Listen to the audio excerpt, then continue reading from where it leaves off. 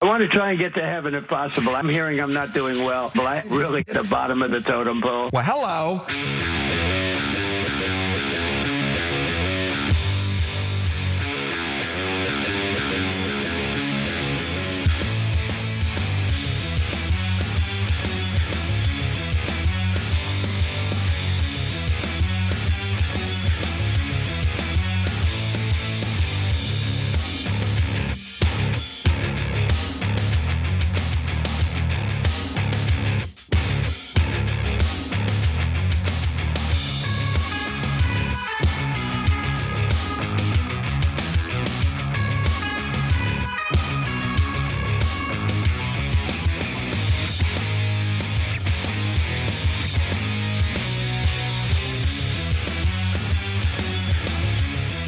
All right, welcome to the Young Turks. Cenk Kasparian with you guys. Big show ahead.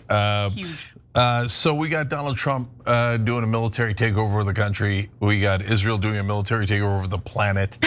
So we've got a lot of that, unfortunately, authoritarianism everywhere we look.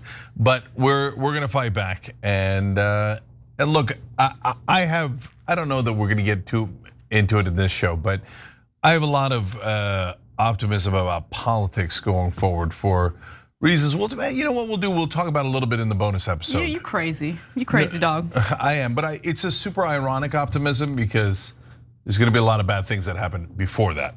But okay, we'll save that for the members, but let's get started.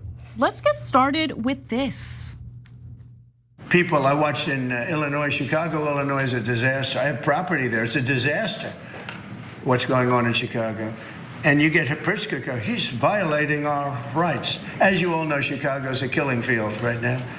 And they don't acknowledge it. And they say, we don't need him, freedom, freedom. He's a dictator, he's a dictator. A lot of people are saying maybe we like a dictator. I don't like a dictator. I'm not a dictator.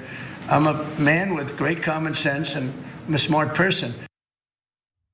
And the president of the United States, Donald Trump, seems to have a lot of admiration for dictators on a global scale. But nonetheless, let's focus on what's happening here in the US, because this morning, President Donald Trump implied that he plans to deploy National Guard troops to other jurisdictions, including Chicago. And he said so during this Oval Office Q&A sesh with journalists. Now, he went from claiming that some people want a dictator to calling Illinois Governor J.B. Pritzker a slob. So Trump was essentially signing executive orders. That's what spurred the Q&A with journalists. He wants to end cashless bail in DC. He also wants to make flag burning a criminal offense punishable by a year in prison, even though this is an issue that's been adjudicated by the United States Supreme Court. As much as anyone might hate watching protesters or individuals burn the American flag, you have the right to do it. It's protected by the First Amendment. And there are even some conservatives, to their credit, who are speaking out against what Trump is trying to do with this executive order. Now, it's been 2 weeks since Trump deployed the National Guard to Washington, D.C. after declaring that there's a crime emergency and they need the National Guard to respond to it. Now he's claiming total success and victory in DC. It only takes 1 week, the crime situation completely solved. Take a look. I don't like going to a town, a city, place, a state, and then be criticized by some corrupt or incompetent governor where crime is rampant. Like, take a look at DC, crime was rampant.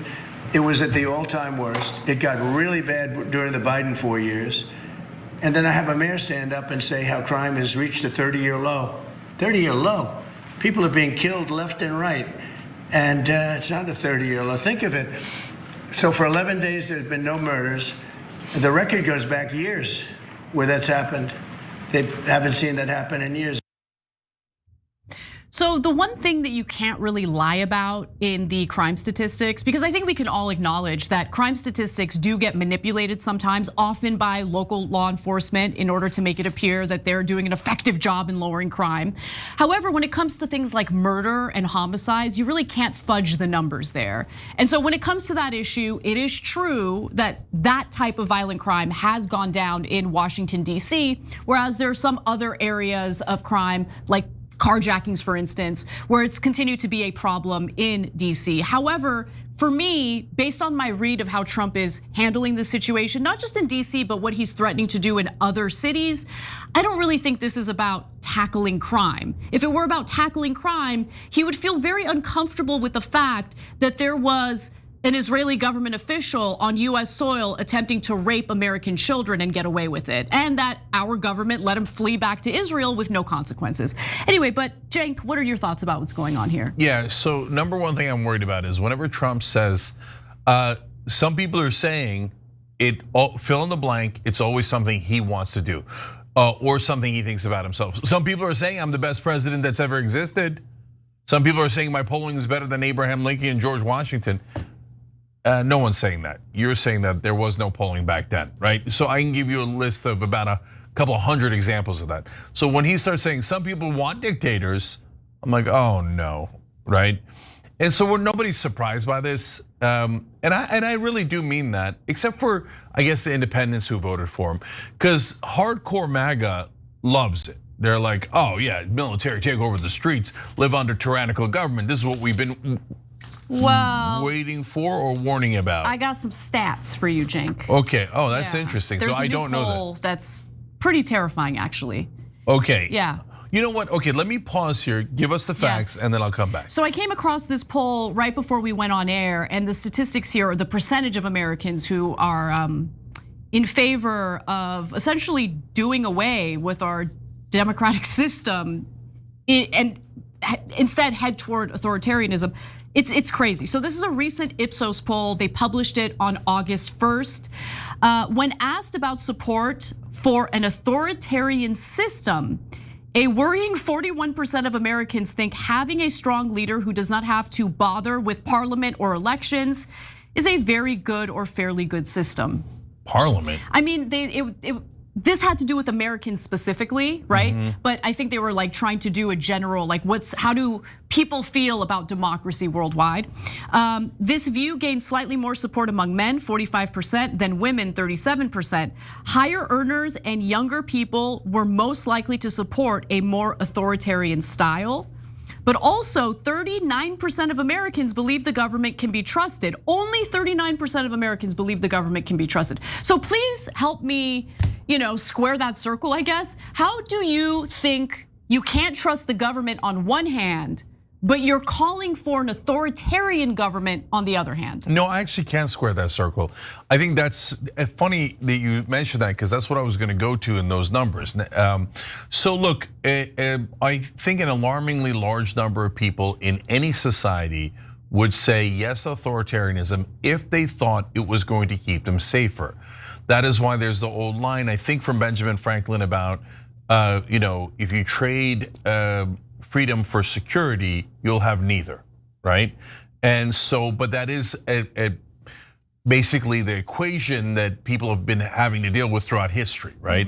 So a king or an authoritarian leader or a dictator can just slaughter anyone he likes and bring peace through significant government violence, right? Right, wrong, guilty, innocent, doesn't matter, but they bring down the violence other than the one that they're creating, right?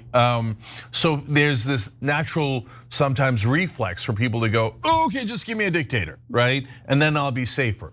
Now, Trump is using this in a situation where crime had gone up for a little while. We documented it on the show, received a lot of flack for it, but it was real. But now crime is going down in a lot of the cities, and he's doing it anyway, because he always wanted to do it, right? And so here, I don't think that it's being received that well overall.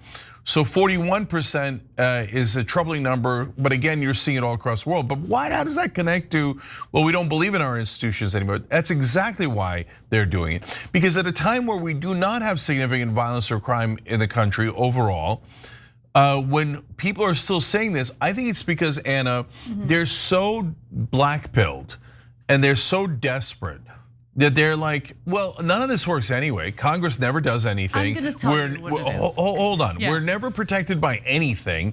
The government never looks out for us. So they're desperate. So in their desperation, they go, well, maybe law and order will do it. Maybe the military will do it. I think that's why the same people who are so deeply frustrated with our institutions are ironically a lot of the same people who go, Well, then let's try something new, like military rule. No, I mean, look, I think that analysis is actually spot on because after now several years of, look, I think there's a distinction that needs to be made here, right? Because things that typically would have been thought of as crime, serious crimes, in a lot of these big cities were reclassified. And so what people reclassified as misdemeanors or lower level crimes, right? But it's still the same act that really does bother local communities. And they're like, what is up with this disorder? What is up with my quality of life going down year after year? And people are getting frustrated about it. Put it in the full context, guys, of Americans are working harder than ever before. Their money is worth less than it was just a few years ago. So you're working harder, you're barely able to make ends meet. Obviously, these big cities are very expensive to live in. So as you're shelling out more and more money and working harder and harder in order to just be able to exist and survive in these big cities, you are experiencing your quality of life go down the drain. And then you're also being told by local politicians, state politicians, even politicians on a federal level, depending on which political party they belong to, it's all in your imagination, everything is great, shut up, you're helping Trump. And so we have to acknowledge that reality. We have to acknowledge that when people are living in cities where you see like literally open air drug markets, something that we did not at all accept just like 10 years ago, well, yeah, that creeps people out, that freaks people out. They think that there's this disorder, there's this anarchy, and they get scared. Yeah. And so rather than have a good solution for that during the Biden administration, what did Biden do about that? Nothing. On a local level, what was done about that? Nothing. It's all in your imagination. We're gonna gaslight you. We're gonna make you out to be a bad guy. Why are you a secret Republican? And then Trump swoops in and Trump does what he does, right? It creates a perfect avenue for someone with authoritarian tendencies to exploit the situation for his own purposes. And that's what's happening right now. Do I think Trump actually cares about your quality of life? No, I don't. Because in fact, sending military or sending National Guard troops leads to more chaos, which by the way, Trump loves because he wants nothing more than for Americans to be distracted by the shock and awe as he's taking your tax dollars, funneling it to a genocidal government that's carrying out a genocide and a land grab in the Middle East. And at the same time, please don't pay attention to the lies and the cover up of the Epstein files. Please don't pay attention to the fact that an Israeli government official got caught in a sting operation attempting to have sex with a 15-year-old girl and we let him go. We let him go back to Israel. No consequences, no punishment. Please don't pay attention to that. Shock and awe, shock and awe, shock and awe. I mean, you want to talk about criminality, you want to talk about crime? How much crime has the Trump administration enabled on an international level? Yeah. Don't talk to me about crime. Yeah, we're gonna show you later in the show Israel murdering rescue workers on live television. And obviously we sent them the money to do that through Trump and through Biden earlier. Okay, so guys, look, I'm worried about the military takeover of the streets. It actually does connect to Israel in some way through Palantir. Palantir right now is doing facial recognition and AI programs to figure out which Palestinians to murder in Gaza. Now, I'm not. That's a program that Israel is running. I should be clear. Palantir is connected to the IDF and the Israeli government. They're also connected to our government. I'm not positive that Palantir is running that specific AI program.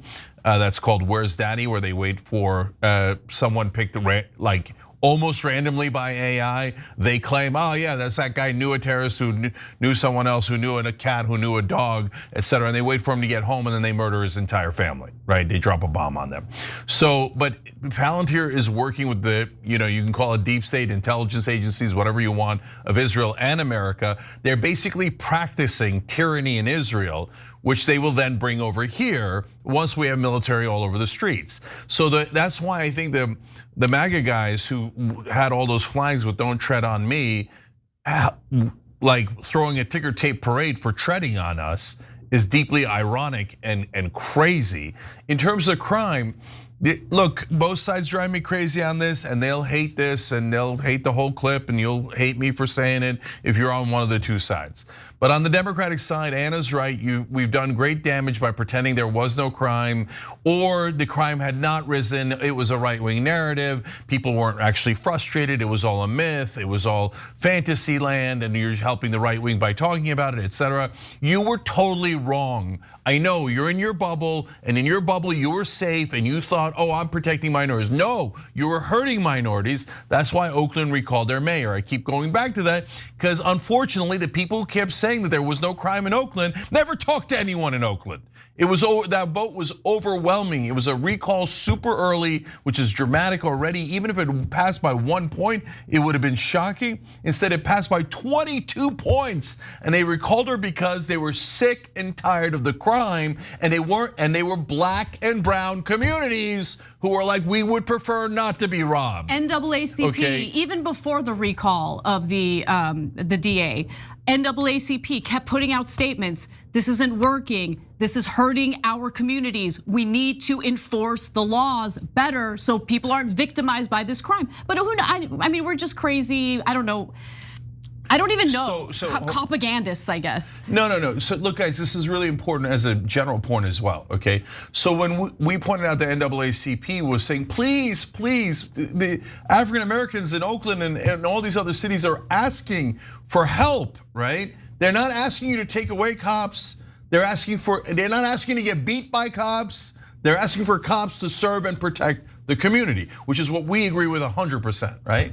I swear to God, other hosts were saying, oh yeah, that doesn't count because NAACP is well-known Republicans. What? Okay, so, all right. But what happened, guys, is why do we warn you about that? Number one, we as progressives should be, I'll speak for myself, we want to protect the victims of injustice. Victims of crime are victims of injustice. And especially in the cities, if you care about race so much, the victims are disproportionately minorities. Yep. Why are you not protecting them? You don't protect them by bashing them in the head by cops that are out of control or shooting them too early, etc. But you also don't protect them by taking away all protection. And it's not me saying it, it's them saying it. But we couldn't get anyone on the left to recognize that. So then Trump started and the Republicans started picking up black voters, Latino voters, etc. People going, well, I want to be protected, right? And then what did our side do? Oh, well, you guys are fascist and racist. They're black, they're not racist. They're Latino, they're not racist. They're asking for protection. And now the pendulum swings way too far in the other direction. Yep. And now Trump uses that as an excuse. Exactly. For a military takeover. And if you're one of the folks who are in the great middle, who don't want a lot of crime, right? And who don't want the military take over our streets, what you should ask for and what's reasonable is, give me better policing and maybe a little bit more policing. Yes, that's exactly right. But bringing in the National Guard or the Marines, when the Marines can't do policing anyway inside the country, doesn't help you anyway. So like it's counterproductive, it goes in the wrong direction, it doesn't actually make you safer. So why not ask for something that actually will make you safer? And which, by the way, would be way more popular. Look, the final thing I'll say about this is, look, Trump is now planning on sending National Guard troops to Baltimore, to Chicago. Look, when it comes to federalizing the police force in DC, that's one thing. Trump does have the jurisdiction necessary to do that. You start, getting close to questionable legal territory when you start doing this in other cities. So we're gonna wait and see how this plays out. Obviously, there is resistance from these cities when it comes to National Guard troops. But the final thing I'll say is, there was a time when we had record crime all across the country, and we didn't need troops to swarm into cities to do something about it, okay? We don't need to reinvent the wheel. We needed to reform policing so you can prevent the kinds of disgusting incidents like what happened in the murder of George Floyd. We need to reform the prisons so they're not just torture chambers, so people can actually be rehabilitated and go back into society and live wonderful, thriving lives. That's what I envisioned when it came to reforming our criminal justice system. But we went in all sorts of weird directions. Trump doesn't give a damn about your quality of life and whether or not crime is, hurting people in these big cities. This is his shock and awe, strategy. And as we're hyper focused on this, he and his cronies are looting the government of its resources. He's essentially being dog walked by a foreign country that's committing genocide and has become a pariah state. And we allowed a child sex offender to flee back to Israel. That is unacceptable. You can't claim to care about crime if you're gonna allow that injustice to stand. All right, my last point is, look, the one tiny bit of good news in all this that we just shared with you guys is as the hardcore MAGA is saying, we love the military takeover in the streets, tread all over us. It's maddening to me, totally maddening. If you're a principled conservative or libertarian, I don't know why in the world you would want that. That's crazy. You don't even know your own principles, okay? But the silver lining is, in a shocking turn of events, in one I did not expect at all, the right wing has turned on Trump on flag burning. Tons of right wingers going, no. I hate anyone burning the flag, and it's totally unacceptable, which I agree with. And by the way, if you're burning an American flag at a protest, you're burning the whole protest politically, because strategically you want Americans on your side. You don't want them to hate you. That makes no sense. The people who do it are usually self-aggrandizing clowns. But do they have a right to do it? Yes, and that's what the left has been saying forever. And now, shockingly, right-wingers all over the place are going, no, that's freedom of speech. I hate the guys doing it, but you get to do that in this country. And that is a development I did not expect.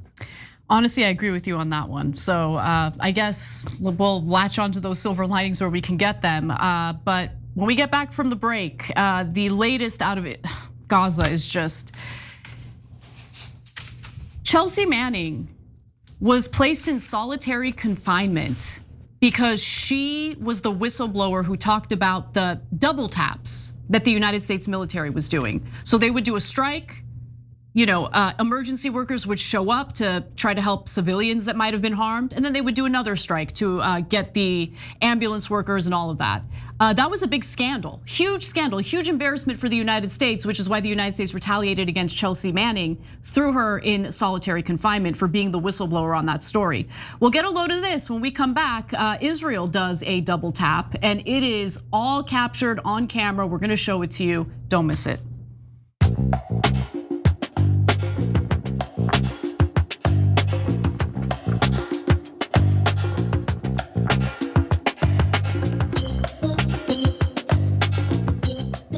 All right, let's go to our viewers and members on TYT.com during the social break. True Sight Dragon says, nice to be catching the main show live today. Well, I love that. Try to catch the show live as much as you can. It's fun. You get a lot more than you get in the clips, including this. So great to have you here. Nikki D says, thank you, Cenk, for recommending Sapiens. I picked it up over the week and I can't put it down. Yeah, so we're talking about Yuval Harari, who is a brilliant author and thinker. And he's Israeli, and he had said this great, part of an interview where he was talking and explained how, unfortunately, what's happening in Israel now is going to change the culture of Judaism and how it's perceived, and how Judaism was known mainly as standing up for victims of injustice, since Jews have been the victims of injustice for about 2,000 years. And I think I totally agree with him on all of that. And then he said, now we're going to be seen as militaristic oppressors. And so people will forget what Judaism actually stood for, and will be known for this. And and he said it's a moral catastrophe, and it is. But also Sapiens is just about humanity, and it's a brilliant book. Nikki, I love that you picked it up. Virginia, South Carolina said, did he mean the US flag or the Israeli flag? Well, Virginia, this is what I would say to that. Look, if you burn the American flag, you could go through the spiel where they're gonna arrest you, and then go through the courts, and then eventually you'll be released because the Supreme Court's super clear on this, right? It is freedom of speech. And you'll probably even be able to sue the Justice Department and say, I don't know if you'll get any money out of it. Okay, by the way, don't recommend it. You'll be sitting in jail for a long time, and then you'll be shipped to Uganda, and then we'll try to get you back, okay? So this is a lawless dude, so don't mess around with it. But if you burn the Israeli flag, oh, you're in a world of trouble. You'll definitely be arrested. You might be deported. There'll be congressional hearings over it. And your life will definitely be ruined. You'll be put on every website. Don't ever hire this person. Don't, like, this person is the worst person in the world. Smear the crap out of them. Release a bunch of death threats against you. I mean, I'm not really a big fan of flag burning. Again, I think that it's constitutionally protected speech. Even the Israeli flag, like, I wouldn't burn it, right? I think Israel's doing a pretty good job burning their own flag as we speak. Yeah, certainly rhetorically, politically, and morally. Irish Fiddle Dragon says this is going into Lord of the Flies territory. Art Guy says, correction, Trump is being dog walked by 2 countries. Putin's also having his way with Donnie. You know that Russia just bombed a US factory right after the meeting with Trump? Yeah, and Trump, remember in the hot mic moment, said, oh, I think he really likes me, and then he's gonna do me some favors. Yeah, he did a favor of bombing one of our factories, you moron. All right, Dr. Gonzo writes in, I think those polls are reflective of the fact that people are experiencing such a massive disconnect between what's happening around them and what they are being told by the government. As someone who studied political science and lives outside the United States, my observation is that distrust of the government is an incredibly pervasive attitude in America compared to other Western countries. Absolutely. You're 100% right, and the reason for that is because the other countries don't have money in politics like we do. And money in politics has absolutely murdered our democracy. So that's why nobody trusts the government, nobody trusts any politicians, nobody trusts any institutions, because they are correct. They have correctly assessed that all of those are deeply corrupt and only work for the rich and for corporations. That's why we hate it.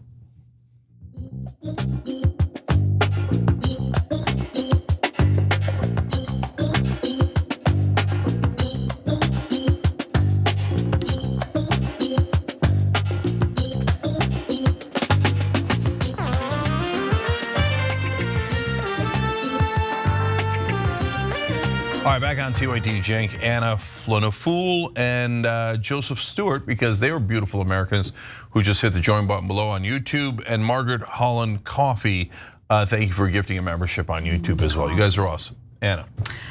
All right, let's get to our next story.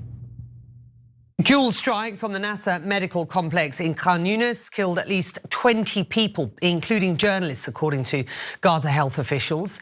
This video showing the chaos in the aftermath of the first strike. Now, the IDF claiming it, quote, does not target journalists as such, and saying the military chief has instructed an inquiry into the attack. Well, neither the statements from Israel nor their investigation means anything at all. At least that's what the nearly 2-year genocide in Gaza has taught anyone with 2 brain cells to rub together. Now, at least 20 people were killed in 2 back-to-back Israeli airstrikes on the Nasser hospital complex in the southern end of the Gaza Strip. Now, it appears that Israel conducted the second strike, known as a double tap, specifically because civil defense teams and journalists arrived on the scene. Now, let's take a look at that.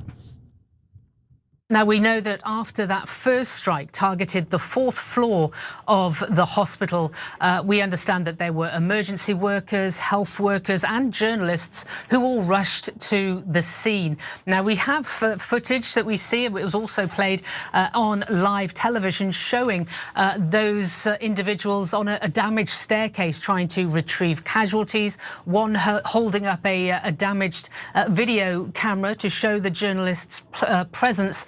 And then just minutes later, there was a second strike. Now, we understand that this was more deadly than the first, and this is the one that did kill many journalists and emergency workers who were on the scene at the time. At least 4 journalists have been killed. So since that report, it was confirmed that more than 4 journalists were killed during that, in my opinion, intentional strike, considering hundreds of journalists have been killed in Gaza. And Israel, of course, does not allow international journalists to report on the ground, enter the Gaza Strip and report on the ground. Now, of the journalists who were killed, I want to identify them. Miriam Daga, a freelance journalist for the Associated Press, cameraman Hussam Al-Masri, a Reuters contractor, Mohammed Salam, a journalist for Al Jazeera, photographer Hatem Khaled, and another contractor for Reuters, and finally Moaz Abu Taha. So those 5 journalists arrived on the scene to do their jobs, to report about the Israeli strike, and that's when Israel did a second strike. And I want to be clear. These individuals were visible. I'm gonna go to another video, a better angle, so you see exactly what I'm talking about here. Take a look. مقصود لهذا الزميل الصحفي حسام المصري. لا حصل الآن نعم. الآن خليك يا الله راح الدفاع المدني قتلوا الناس راح الدفاع المدني قتلوا الناس استهداف كبير الآن كما تشاهد. Last week, one of the videos that went viral featured a young girl who was walking by herself with a jug of water that she was trying to take back to her family. The IDF decided to bomb her to smithereens as well. So anyone who thinks that these are not intentional strikes is either delusional or they're just a flat out liar that just seeks to defend any and all crimes committed by the state of Israel. Here at the Young Turks, we like to report the truth. These are intentional strikes. They are intentionally slaughtering journalists, healthcare workers, doctors. You guys get the picture. Yeah, so there's 3 layers to that crime. So first they hit a hospital. Remember when they pretended to be outraged that, there was in the beginning of the war, there was an errant bomb from Islamic Jihad that hit a hospital. It wasn't Israel. How all of you are anti-Semites, blood libel, blah, blah, blah, for suggesting it was a hospital. Now almost every hospital in Gaza is destroyed, and you see them hitting a hospital again and again here, right? The American doctor I interviewed last week, by the way, was volunteering at Nasser Hospital. Yeah, that was the hospital he was volunteering. So if there were American hospitals on that floor, they would have also been dead. But they don't care about killing Americans. They've killed many Americans, and the American government's response has been, how much would you like? We'd like to pay you for murdering more American citizens because you're our special ally that has bribed all of us, okay? Legally bribed. Okay, so they hit a hospital, that's layer number 1. Number 2 is they were trying to hit the journalist in the hospital. Wow. Number 3 is the rescue workers go to rescue people in the hospital and the reporters, and they've got orange vests on. You saw it with your own eyes, right? Those are as clear rescue workers as you've ever seen. They're in a bomb site. They're trying to pull people out. They have orange vests on, and Israel sees them as clear as you do, right? Because they have excellent technology. And as that same American doctor explained, there's a drone that is constant in all the Palestinian cities in Gaza, and they're constantly monitoring and have excellent surveillance. So they knew for a fact that they were murdering rescue workers and hitting a hospital and hitting journalists. So look, they've killed more human rights workers than any other conflict. They've killed more reporters now. They're up to 231 since 240 according to the UN. Okay, 240 now. I mean, 4 just got added today, right? So they've killed 240 journalists. That is more than all other conflicts on earth combined. They're slaughtering the journalists. Why? Because they don't want anybody to see their crimes. That's what criminals do. That's what murderers do. They try to clean up the witnesses by killing them. And so they're killing them right in front of your eyes, though. And this is them partly rubbing. I mean, they'll go and deny it. They'll say, no, everyone there was a terrorist. They have a different cover story today. You know. Yeah, there was a terrorist there once, and then there was a mistake, and we're investigating it, and we'll get back to you. They never get back to you. They never investigated. They're giant liars. They murder, murder, murder, murder. And they're like, it doesn't matter. We can murder endlessly because we have the American government on our side, and the American taxpayers are made to pay for all of our crimes. That's exactly right. So the bomb that was used, the 2 bombs, I guess, because it was a double tap. They hit the hospital twice, paid for by the US taxpayer. Congratulations. Having trouble with your healthcare? Too bad. It's just beyond frustrating. Now, Israel really remains undeterred in regard to committing all sorts of war crimes since the United States has emboldened them to do anything and everything they want, and we give them the bombs to do it.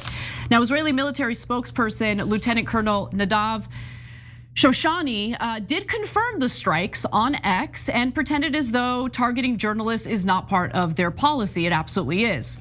Earlier today, Monday, IDF troops carried out a strike in the area of Nasser Hospital in Khan Yunis. The chief of the general staff instructed to conduct an initial inquiry as soon as possible.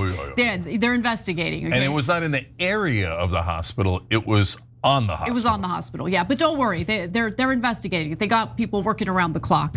The IDF regrets any harm to uninvolved individuals and does not target journalists as such. You guys have killed 240 journalists in Gaza. Will not allow reporters, international reporters, to enter the Gaza Strip to do their jobs and report on the ground. And that's very much intentional because Israel's carrying out a genocide and they still want their pathetic defenders in the United States to have plausible deniability. But I'm sorry, brothers and sisters, we've seen the IDF's internal documents indicating that 83% of people that they've killed in Gaza are civilians, 83%. 83%. You're gonna tell me this isn't a genocide? You're gonna tell me this isn't the intentional slaughter of innocents, of doctors, of journalists, of first responders who are trying to rescue people? It is, it absolutely is. And anyone who's trying to tell you otherwise is just lying to you. Netanyahu pretends like he deeply regrets what happened. Israel deeply regrets the tragic mishap that occurred today. Mishap. How is a double strike, okay, a double tap a mishap? It is a mishap, I'll explain. Okay, so go ahead. Yeah, it's a mishap because it's on tape. So they do this all the time, but they never apologize and they never pretend that there's going to be an inquiry unless it's already on tape. Because once it's on tape, you can't say, oh, you didn't do a double tap. We all just saw it with our own eyes, right? If it's not on tape, they'll be like, it never happened. Plus they were all terrorists. Plus they deserved it. Plus we didn't do it. Plus we're awesome. Send us more money, right? But when they have it on tape and it bothers people viscerally, then they go, oh, it's a mishap. That son of a bitch caught it on tape. We'll murder him later, okay? But we'll try to keep that one off camera. But that's why they're pretending. Otherwise they don't even pretend. So, and so now, look, two things about that. One is, unless Israel allow international journalists to do their jobs on the ground in Gaza, okay? American journalists and media organizations need to stop regurgitating the lies coming from the Israelis. Yeah. How about that? So the Israeli government has the worst track record I have ever seen in the middle of a conflict. They make Baghdad Bob look credible. So Baghdad Bob was this hilarious propagandist for Saddam Hussein, and he'd say things like there are no Americans in Baghdad as American tanks were rolling behind him, okay? And the Israelis are like, no, we've killed no one in Gaza, and we've been so careful in Gaza. You see all of Gaza's leveled. All the hospitals are gone, all the schools are gone, and you have an 83% civilian kill ratio. And our moronic anchors on cable news are still like, no, but Israel denies it. No, Israel's great, Israel's awesome. They say it was all Hamas. You apologize for Hamas, you condemn Hamas, okay? That's how they start every stupid interview 2 years into a bloody slaughterhouse in Gaza. Okay, how you should start an interview is, do you condemn Israel, which is obviously acting as a terrorist state? But to me, the thing that I was gonna mention is, I mean, of all the billion things that get under my skin in this conflict is, so we just took away healthcare from 12 million people in the last budget bill, okay? In America, yeah. In America. So 12 million Americans will not get healthcare because we don't have enough money. But we send money to Israel to kill healthcare workers in Gaza. We ran out of healthcare for us because we were too busy helping Israel murder healthcare workers in Gaza. Let alone the fact that they have universal healthcare and paid family leave and Iron Dome, and they have everything we don't have. We have a $37 trillion debt. They have almost no debt because we're the suckers paying for everything for Israel, including their slaughter of journalists and healthcare workers and any witnesses. Why are we still funding these disgusting terrorists? All right, I'm going to not take a break yet. I'm gonna go to the second part of this because it is the type of honest and accurate reporting that we've been doing on what's happening in Gaza that has made us, and me in particular, a pretty big target for certain nefarious groups in the United States. So Stop Anti-Semitism, which is, I believe, the same group that clownishly went after Jennifer Garner's little girl because she was wearing a shirt that had a watermelon design on it, okay? They're the same folks that are now coming after me. And so they posted something that I need to obviously refute because it's a lie. And then I'm gonna tell you what the reality is. So they posted this on X. Anna Kasparian isn't just spreading hate on her podcast, she uses X and YouTube to push anti-Semitic conspiracies. Oh, do I? So they say that I claim that Jews occupy and control the United States. I've never once said that Jews occupy and control the United States. I did say that Israel controls the United States, and I meant it. How are you gonna argue otherwise? Okay, almost every single lawmaker on the left or right does the bidding of the Israeli government, either because they are legally bribed by AIPAC, or they're afraid that AIPAC is gonna target them in some political campaign so they don't win re-election. I believe there's also a possibility of a blackmail operation. But yeah, I mean, we do anything and everything Israel wants. Why are the United States taxpayers tasked with paying for the bombs and the military of a foreign government when that foreign government had an economic surplus in 2021? The United States hasn't had an economic surplus since 2001. So yeah, our government is controlled by Israel. And I do not apologize for saying that. Let me go to the next one.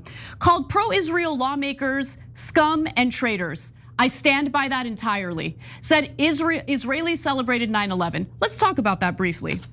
When it comes to Israelis celebrating 9/11, I remember Netanyahu on 2 different occasions said some positive things about what happened on 9/11, for the Israelis, of course. Let's go to graphic 4. As tonight, this was, by the way, New York Times, published September 12th, 2001. As tonight, what the attack meant for relations between the United States and Israel, Benjamin Netanyahu, the former prime minister, replied, "It's very good." Oh. Then he edited himself. Well, not very good, but it will generate immediate sympathy, meaning sympathy for Israel. That's what he was worried about. That's what he was thinking about, sympathy for Israel. So they can murder more Muslims, take more of their land. He predicted that the attack would strengthen the bond between our two peoples because we've experienced terror over so many decades, but the United States has now experienced a massive hemorrhaging of terror. He sounds thrilled. In 2008, Netanyahu was quoted by the Israeli newspaper Ma'ariv as having told an audience at a university that the 9/11 attacks had been beneficial for Israel. Quote, "We are benefiting from one thing, and that is the attack on the Twin Towers and Pentagon and the American struggle in Iraq." I mean, he just says it, right? He says it out loud. So what's up with that anti-Semitism? Like, you're gonna come at me for stating the truth? Okay, let's go to the rest of the list. Labeled, this is a lie, labeled Jews demons. No. I labeled the IDF and the Israeli government and anyone in Israel that continues to support the slaughter of innocents in Gaza, demons. I said they like to think of themselves as God's chosen people, but they act like demons. And I stand by that. When you're killing innocent people, don't hide behind your religious doctrine to make yourself out to be a good person. I never once uttered the word Jews, and I never will. And by the way, super defamatory to intentionally conflate the disgusting terroristic garbage that currently resides in the Israeli government to Jews all across the globe. Finally, called Israel's flag modern day Nazis. When have I ever talked about Israel's flag? I talked about the IDF members committing war crimes and the Israeli government modern day Nazis, and I stand by that. Now, the other thing I want to just talk about is that they keep talking about, oh, Anna's spreading these conspiracy theories, all these conspiracy theories about, what was it? Here we go. Said Israeli celebrated 9/11. Okay, now what did I mean by that? Look, you can't blame me when ABC News speaks to an American witness who saw what she saw on 9/11. Here's the report. It began when this woman was watching the Twin Towers burning from her apartment in New Jersey. She noticed 3 men on top of a van, posing for pictures with the towers burning in the background. And I could see that they were like happy. They didn't look shocked to me. They didn't look shocked. I thought it was very strange. The witness called police, who stopped the van hours later and arrested 5 men. All 5, it turns out, were Israeli. They were turned over to the FBI. Sources tell ABC News during a check of national security databases, some of the men were listed as having had connections with Israeli intelligence. At the FBI, that set off alarm bells. Now, the 5 Israelis who, according to that witness, were seen celebrating as they were taking photos of the Twin Towers burning, later were released back to Israel. They were interviewed during a talk show, and one of them said, look, we were just there to document the events.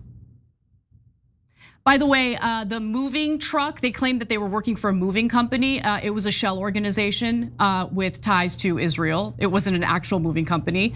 Inside the moving truck were all sorts of passports, all sorts of recording devices, all sorts of strange materials. Yeah. But anyway, that's what I was referring to when I was talking about the celebrating Israelis. Those 5 men were Israelis, and according to that witness, they were seen celebrating. They seemed jovial as the United States was suffering one of the actually the worst terrorist attack in American history. Yeah, so I want to tackle the video and then the overall charges. So first, about the video, people get really emotional about it and they get so, oh, that's so very wrong. You're not allowed to show an ABC News video. You're not allowed to show a Fox News video. They did exhaustive, actually back when they did investigative reporting about this as well. And so it turns out we captured a lot of Israeli spies after 9/11. And you're not going to be shocked to find out what happened next. We let them all go. We let them go? We let them go back to Israel. So those are indisputable facts and you can look them up. And so my question is, if those folks, the 5 spies in that particular story were confirmed as spies, and they were, why did we release them? That's super strange, isn't it? Normally when a country catches a spy, they never release them. You might do a spy exchange, you might kill the spy, you might keep the spy in jail forever for the rest of their lives, but you never return them for no reason back to their home country, unless that country is controlling your country, okay? And so why, and the answer that no one can give, all they just do is huff and puff, huff and puff. Oh, you can't show that video. Don't show the video, don't tell people what the Israelis are up to. Don't tell them that the spies were released, okay? Well, kiss my ass. We are telling them, and we're telling them because it is about the government of Israel, and stop slandering our brothers and sisters who are Jewish Americans who had nothing to do with it. They were not part of a spy operation. Mossad didn't call them. No, this is the government of Israel. So last thing on the video, that when they go back to Israel and they say, one of the guys says, we were there to document the events. No one can answer, what does he mean? How did you know there was going to be an event on 9/11? How did you know to pull the van up before the towers were hit? To take the pictures and the video. Why were you celebrating? But forget the celebration. I don't care. Maybe it was a misunderstanding. What I want to know is, how did you know? How did you know there was going to be an event? So of course, that's why groups like this flip out, because that could show you what Israel's actually been up to. And they're trying to get YouTube to demonetize me. Like that's the whole reason why they put up that post. And their whole effort is to, let's just keep it real. They're just trying to intimidate me, right? And a lot of people, I get it. I understand why they would fall victim to that intimidation and they would maybe back off of these stories and not cover them and not talk about them. But with a bitch like me, I'm not gonna shut my mouth and I'm not gonna be intimidated. As an American who's protected by the First Amendment, who is tasked with doing a job that requires me to dig in, not get scared and run away, like a little bitch, right? I'm the kind of bitch that likes to dig in. And I'm not gonna be intimidated by someone who has far more concern with a foreign country as opposed to our country here in America. I'm an American, I'm gonna look out for America. So guys, you have to realize how the Israelis threaten in different ways anyone who dares to criticize them in America. So you saw them doing it on college campuses. First they started arresting the kids who were for peace. Then they started taking away their diplomas. Then they started putting together blacklists and saying you'll never be hired in Wall Street, etc. A number of financiers did that. That's just a reality. And they brag about it. They say, if you protest Israel, we'll never hire you. Now those guys are traitors. They work for a different government, okay? So now, but on top of that, they went further and further. Then they said, okay, denaturalize people, deport people. Anyone who writes an op-ed about us, have mass men kidnap them in the streets of America, send them to a gulag, because criticizing Israel should be unacceptable in America. Know who rules you, okay? So then when I started criticizing Israel, IDF wrote my name on a bomb. Yep. Okay. That was early on. Yeah, and then an Israeli agent in a debate we had on air called me a parasite. So that is literal Nazi language. Okay, dehumanizing people. What was amazing is in the next debate I had at UCLA with a lawyer supporting Israel, she also called me a parasite. Now, see, I get an Israeli agent doing it, but when a lawyer sent by Israel also says it, that's them sending a message. We're trying to dehumanize you so somebody will do damage to you, okay? These are sick thugs. And the last time we talked about it last week, Canary Mission, another thuggish organization supporting Israel and against our government, put out a hit piece on Anna, and we showed you the endless death threats she got because they're trying to encourage stochastic terrorism. If anyone criticizes Israel, threaten their lives, threaten their livelihood, why the demonetization? Because that's a classic trick, right? You just go to the mainstream media in the old days, but now social media as well. Take their money away, take everything from them. They have defied Israel, right? So these are the terrorist thugs operating inside this country that have allegiance to a different country. So, and by the way, organizations like this also target Jewish Americans, and they call them self-haters. Yep. So it has nothing to do with religion, and don't you dare confuse it with attacking people who are Jewish who had nothing to do with this. We're not like them. We're not thugs like them. We're not terrorists like them, okay? So if you attack a Jewish person, I guarantee you it's gonna be the wrong person, and there is no right person. Attacking anyone is what thuggish terrorists like the Israeli government does, not what good, decent, moral people do, okay? So, and by the way, some of the top leaders in the peace movement, as we've said a billion times on the show, are Jewish. So why do they lie about those two things that Anna mentioned? Claim that Jews occupy and control the US and Jews are demons, when she never said Jews, and they know it. It's on tape. They do know it, yep. Yeah, and she clearly was referring to the Israeli government for a couple of reasons. Number one, they want to pretend it's about anti-Semitism. They want to use Jews as human shields. Exactly. Okay, oh, you're not attacking a government. You're attacking all Jews. You're evil and hateful. You're a terrible person. Don't worry about Israel's war crimes. Don't worry that we're starving babies to death, okay? No, we're not hateful for murdering those children. You're hateful for pointing it out. But you see, it doesn't work when it's a government, so I have to pretend that you said it about Jews when no one said it about Jews. Again, my Jewish friends never got a call, hey, would you like to control the US government? That is not at all how it works. It has nothing to do with that. It is the government of Israel that has, through organizations like AIPAC, bought the great majority of our Congress. And if anybody says that, you can verify it. You can see, oh, AIPAC has contributed to 65% of Congress. And when you include the rest of the Israeli lobby, it's nearly all of Congress. So when there's a letter that was sent around the other day to recognize Palestine as a state, which actually is official US policy, only 13 members of Congress signed it. Yeah. So time and time again, 98% of Congress votes with Israel. Okay, and again, by the way, usually the people who stand up and don't vote in that direction, half of them are usually Jewish, right? And then they get labeled as anti-Semites anyway, or self-haters. Self-haters, exactly. Right. Look, let's end on a fun note, believe it or not, because there is a fun note to this. Really? Yeah, so Stop Anti-Semitism's X account has just posted about a woman who she's on Hinge, one of those dating apps. On her dating app profile, she had posted a photo of herself, and she wanted to share her disdain for Donald Trump, who she refers to as the tangerine toddler, okay? So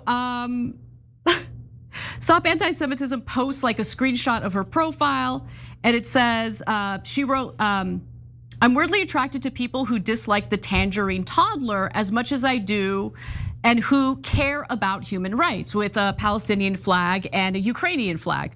Okay, well, Stop Anti-Semitism posts a screenshot of that and says, how sadistic does one have to be to refer to a murdered Jewish child as a tangerine toddler?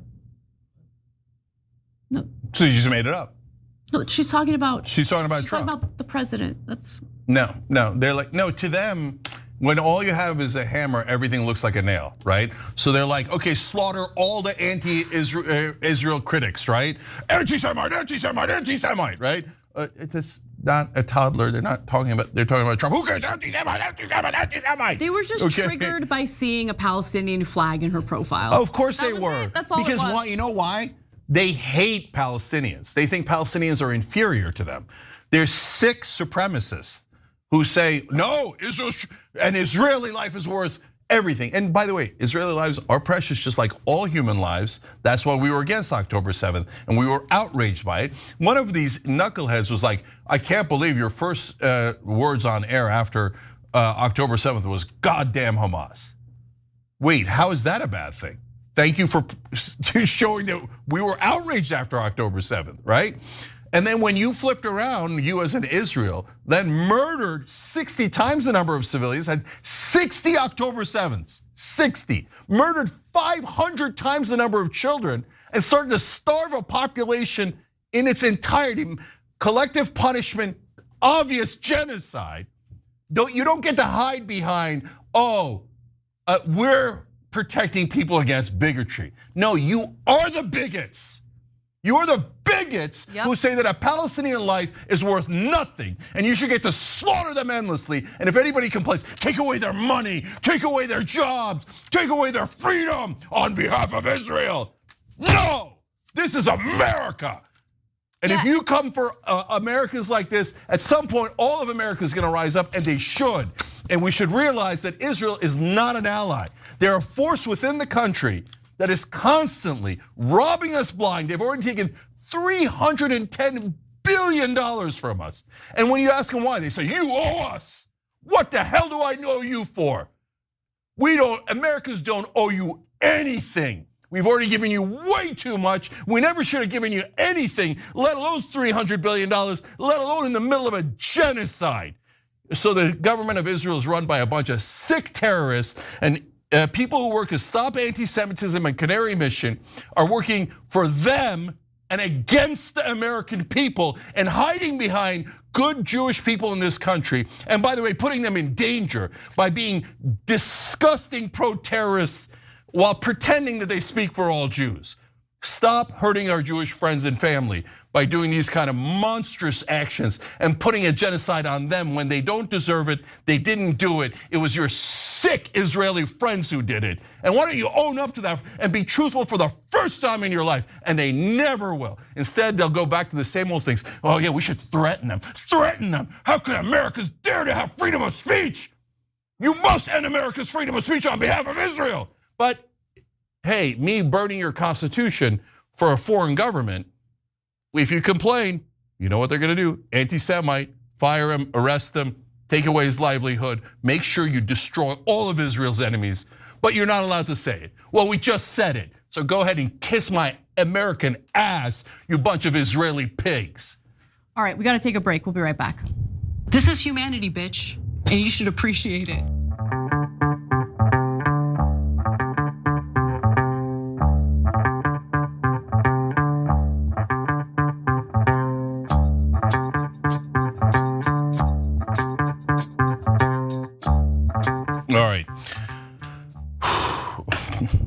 I was sure I wasn't gonna get worked up on that last one until then. All right, 0083 writes in on Super Chat. Anna on the Salt Queen is spitting facts, and I love it. I don't know if people have understood yet that I do not like to be told what to do.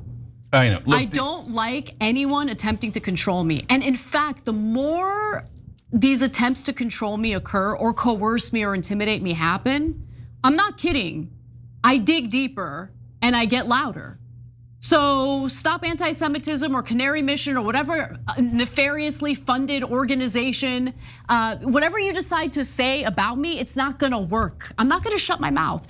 I don't care if I'm literally in the poorhouse, okay, screaming about what's going on at the top of my lungs. I'm gonna keep doing it because I can't help myself.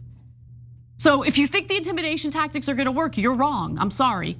I see injustice, especially injustice that the American people are forced to fund, and it makes me so disgusted. And I'm not gonna shut up. And these are the sick people who totally destroyed the meaning of anti-Semitism. Yeah, because that's they very misuse true. it so badly. When there's real anti-Semitism, nobody's going to believe anyone is a real anti-Semite, because these pigs have called every decent human being trying to stop a genocide an anti-Semite. They're saying, no. If you love Jews, you'd be pro-genocide.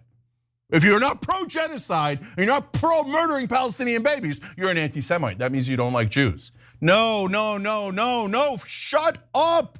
You're doing great damage to Jews across the world. They didn't ask for this genocide. Only the sick, disgusting terrorists inside the Israeli government did. In Liberty and Guns We Trust said, it's a mind virus. I'm constantly having to remind people I know about the Gaza's humanity. People keep gravitating toward empathy only towards Israel. It's sad to see in people who are otherwise irrational. But you know, brother, why that happens is because American media has brainwashed, and so have evangelical leaders and political leaders. Israel's so special ally, Judeo-Christian heritage, Israel, Jesus Christ, Jesus. What are you talking about? If Jesus was born today in Bethlehem, he'd be a Palestinian, and Israel would likely murder him, because he would go and rebel. The minute a Palestinian rebels, he gets murdered. It doesn't matter how old or young he is. So they know that. So they'll shush. Don't talk about the Christians who are Palestinians. Don't talk about Jesus. Don't talk about the nuns. Don't talk about the priests. Don't talk about all the people that Israel has targeted inside the occupied territories. And all of our complicit, disgusting media has painted Palestinians as terrorists my whole life. That's why I say the Palestinians are the best people on earth. And watch them get triggered. They're like, how dare you? No, the Palestinians are all evil terrorists and the Israelis are pure angels. And you better do propaganda for us. You better do that propaganda, otherwise we'll ruin your life. And by the way, guys, I figured it out. Why is mainstream media not being honest with you? Because they're all scared to death that they're gonna get fired. Why? Because yes, there are pro-Israel executives who say if you ever criticize Israel, we're gonna call that anti-Semitism and we're gonna fire you and end your entire career. So people are a little afraid. And don't tell me that doesn't happen, because you know for a fact that it happens. Okay, Titan says, in my college focus was history. I'm not gonna have enough time for this. We're gonna read some comments. All right, we'll read comments when we come back, guys. Appreciate you. Anti-Semitism.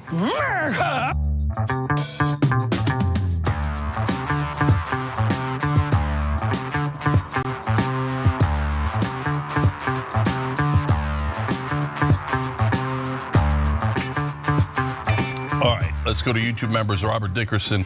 We're gonna read some comments for you guys here in this segment real quick, and then we'll come back and we've got some more devastating news. Robert Dickerson, YouTube member, says some people want dictators. Yeah, Trump, me, myself, and I.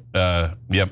Quincy Magoo says, heck no, please bring the National Guard to New York City. Take care of all the attacks in the subways and in Central Park. So, no. Look, if you're a conservative and you say we should hire more cops in New York City to take care of the crime in the subways, etc., that's a perfectly legitimate argument. And we could have that discussion, we could have that debate, and there's, depending on the numbers, I might even agree with you, right? But if you say bring in the Marines, no, this is not a third world country. This is not a banana republic. And we do not want tyranny in our streets. And that's what the military is gonna be. It's gonna be controlled by Palantir really soon, and soon, you forget it burning the American flag. You say anything against Israel, oh look, there's the military right there. And God knows what they're gonna do to you. If you're a conservative, take out your don't tread on me flag and fly it high, okay? Because they're treading all over you. Sir Nico the Great says we have PTSD as a nation, and thus we traded freedom for security. I'm worried about it. So Brian Schwartz says Israel unfortunately has much more of a voice and representation here than our minorities do. Just saying. Are 100%. Of course. Than anybody, than any American. Yeah. Are you kidding me? Yeah, and by the way, pro-peace Jewish Americans, they don't have much of a voice either. Canary Mission has Jewish Voices for Peace as part of their hit list. Literally, go to their website and you'll see it. Yeah, because Jewish voices are known to be anti-Semitic all the time. I mean, it's absurd. They're not even trying to cover up how ludicrous and insane they are. And so they're not, it has nothing to do with anti-Semitism. The correct name for that organization should be Stop Anyone Who Would Dare Criticize Inside America and Make Them Pay a Price for Not Being Loyal to a Foreign Government, okay?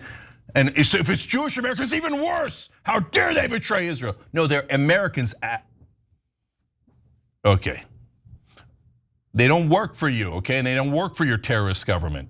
They're good people. Clody3241 says, honest question, Jake, where do you draw the line when it comes to resisting the fascism that is clearly visible from the Trump regime? At some point, working with them is more hurtful to the cause. Guys, there's no working with them on the military takeover, etc. So when Marjorie Taylor Greene shows humanity, which she did again for Gazans, and Tom Massey does, you say, oh, that's good. You encourage the good things that folks are doing. But how is that working with them on the things we hate, like the military and the streets?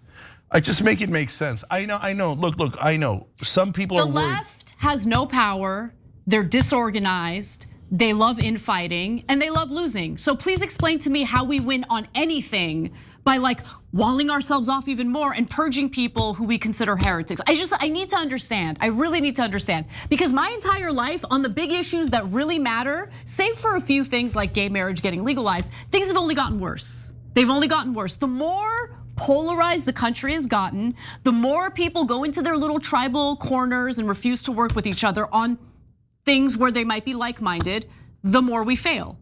The more things continue to deteriorate. So what is the solution? You know what? How about this? I'm open-minded and I'm willing to listen. In lieu of, let's say, building a coalition on specific issues like ending the genocide and slaughter in Gaza with people like Marjorie Greene or Thomas Massey, in lieu of that, since that's so naughty, what's the other solution? Let me know. I would love to know that. Yeah. Because if you look, some on the left are saying, no, we just work with more establishment Democrats and corporate Democrats, and we'll form a coalition with them. But they love funding Israel's genocide. How many of the corporate Democrats have spoken out against what's happening? Zero, none. None of the corporate Democrats have spoken out or voted to defund Israel or signed a letter saying that Palestine should exist. No, I think corporate Democrats are the worst on this issue. No, I think working with Congresswoman Slotkin would definitely yield better results. You know, she seems to have a lot of clarity about the genocide happening. If you think corporate Democrats are going to hold Israel accountable, you just don't know American politics. Almost all of those corporate Democrats work for Israel. They all are funded by AIPAC or other Israeli lobbies. So they're not the answer, okay? Anyways, I know you were asking a legit question, and it's a fine question, and I know people worry about it, right? We don't want to give them credibility or legitimacy. But guys, their voters in Georgia aren't watching the Young Turks and going, oh, because Marjorie Taylor Greene was good on one issue, I'm gonna vote for her. They're all in different bubbles. So, and then when she says something terrible, then we oppose her with 100% of our might. So anyways, it's okay, we're all working this out together. Michael Catalano says, I'm a mailman in Ohio. Today, one of my customers hung a large Palestinian flag from his window. He lives in a deep red area and still got tons of love. Look, go check out shoptyt.com. We've got the free Palestine collection now. All of the money goes, all the proceeds, the profits goes to Palestinian Children's Relief Fund. And show that, hey, as Americans, we love the Palestinians. We are not the sick, degenerate crooks who are our politicians, okay? So check it out at shoptyt.com. Last one, Titan says, in college, my focus was history. I switched later to computer science, but I'm still a history nerd. I look at our country and I see what has happened throughout history. I don't see a happy ending. In history, bad/evil people win a lot. I hear you, brother, and it's hard not to get pessimistic in these dark times. But in the members only episode today, I'll start talking about why I think things are going to get a little worse, and then why is that an opportunity for things to get better? It's super important. There's a phenomenon coming that is going to change everything. Okay, and we have to be prepared for it, and we have to have a good strategy. And a good strategy is not telling over 50% of the country that they're racist, fascist, and we hate them and we reject them and we don't want their votes. That is a terrible strategy. The world's worst political strategy. Please do not enable that. All right, we'll be right back.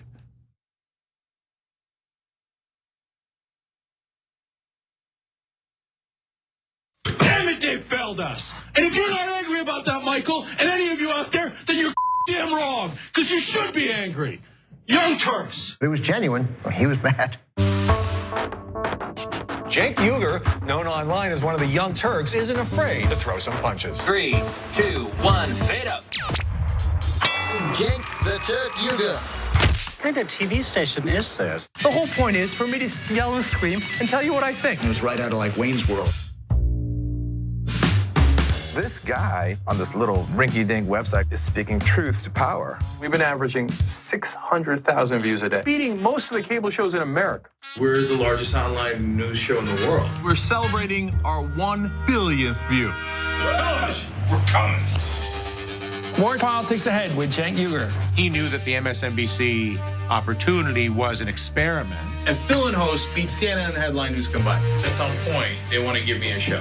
Every single year, that comes out of our paycheck. We put it in, and you're saying we were suckers. When you, as a host, tells someone you're interviewing to shut up, that's going to raise a red flag. That guy needed a tall glass of shut up juice.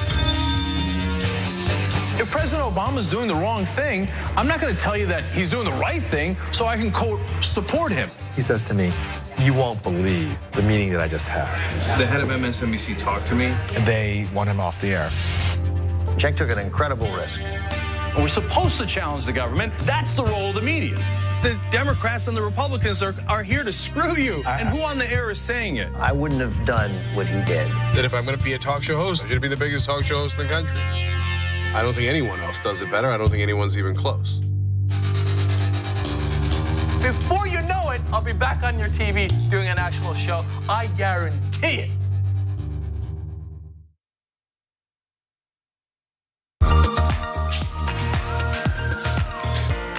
Magic. It's showtime. And say 45 minutes. I'm hosting today. Now, I know what you're thinking, Jay, your face is already perfect, but you know what? I still need to apply some makeup. I went through this process, right, a few years ago, when I realized that I was gonna have to wear makeup on the show. I had to go through, like, finding out what my undertones were. You guys know what those are? I got my MAC Cosmetics. It says SPF 15 foundation, broad spectrum. But apparently, what I have is red undertones, and I think pores are not supposed to be seen. I need all these things to be confirmed for me. These sponge things don't work for me. You gotta use your hands. This idea. That's how the magic really happens. So we're gonna go through a tutorial how to make the magic happen from beautiful to beautifuler. Let's go. I've already been moisturized. That's the first thing. But moisturization already happened. We go raw. All hands. Pick up a couple streaks. This is the guy way of putting on makeup. We got dots.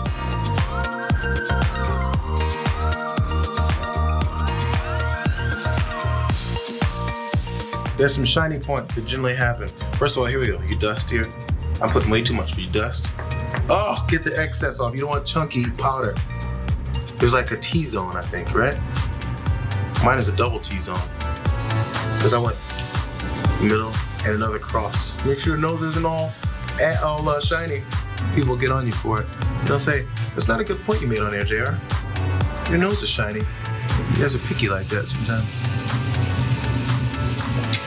I think that's about it, fellas and ladies. See you guys next time. Bitsies.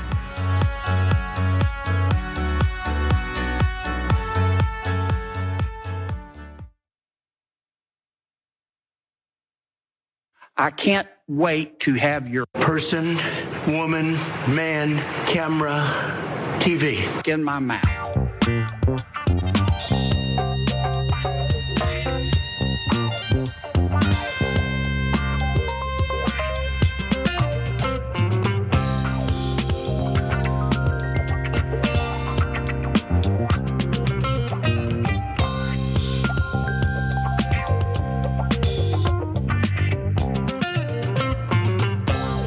All right, back on TYT, Cenk, Anna, and Olivia's songs. Olivia, thanks for joining us through the join button on YouTube. Everybody else, you could also do it through tyt.com/join. We appreciate it. You can ring the bell for free on YouTube and keep up with the show. And and check us out on Substack. We just started there as well. All right, Anna.